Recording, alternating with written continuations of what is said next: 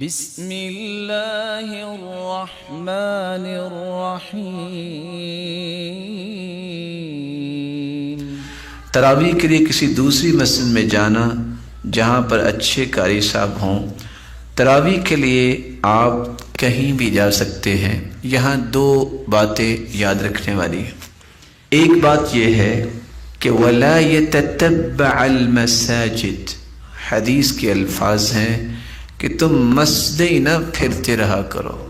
جو آپ کو مسجد میسر آتی ہے تم اس میں نماز پڑھ لو۔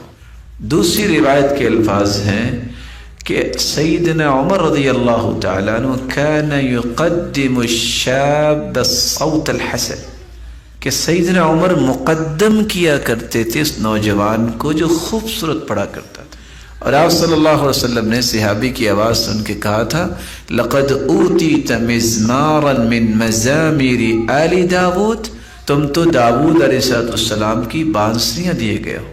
تو صحابی نے کہا تھا اگر مجھے پتہ چل جاتا لَقَدْ حَبَّرْتُهُ لَكَ تَحْبِيرًا، میں اور خوبصورت پڑھتا ہے اس کو۔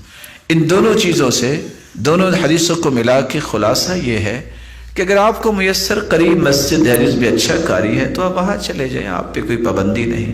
اور یتتبع المساجد، آپ پھرتے پھرتے نماز بھی ضائع کر لیں تو یہ کوئی دانش مندی کا فیصلہ نہیں ہوگا۔